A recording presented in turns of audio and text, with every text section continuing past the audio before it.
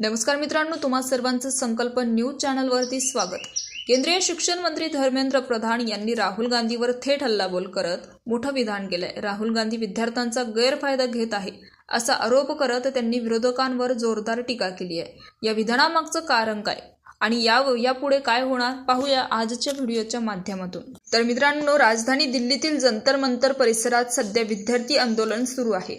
या आंदोलनादरम्यान पोलिसांनी केलेल्या लाठीचार्ज नंतर देशभरातून विविध राजकीय पक्षांकडून प्रतिक्रिया उमटत आहे।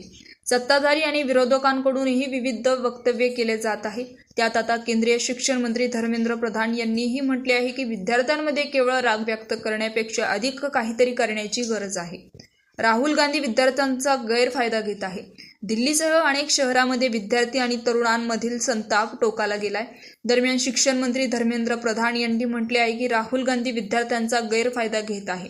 सरकारच्या जबाबदाऱ्याकडे लक्ष वेधत ते म्हणाले, केवळ राग व्यक्त करण्यापेक्षा तरुण आणि विद्यार्थ्यांसाठी अधिक काहीतरी करण्याची गरज आहे।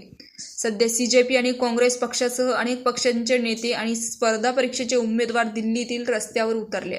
पंतप्रधानांच्या निवासस्थानाजवळ आंदोलन करण्यात आले। धर्मेंद्र प्रधान म्हणालेत की आमचे सरकार नीटवर चर्चा करण्यासाठी आणि सभागृहात आमच्या तरुणांच्या प्रत्येक खऱ्या चिंतेचे निराकरण करण्यासाठी 100% कटिबद्ध आहे।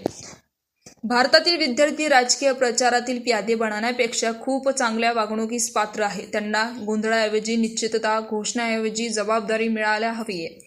सर्वसमावेशक चर्चासाठी सरकारची तयारी असून काँग्रेसने लोकशाही चर्चेऐवजी दुसरा मार्ग निवडला।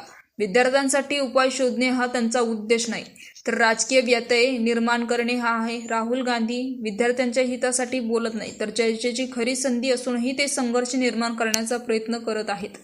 नीट पेपर फुटी आणि शिक्षण सुधारणा संदर्भात प्रधानमंत्री नरेंद्र मोदी यांच्या निवासस्थानाबाहेर सुरू असलेले आंदोलन मंगळवारी सायंकाळी 6:30च्या सुमारास संपले।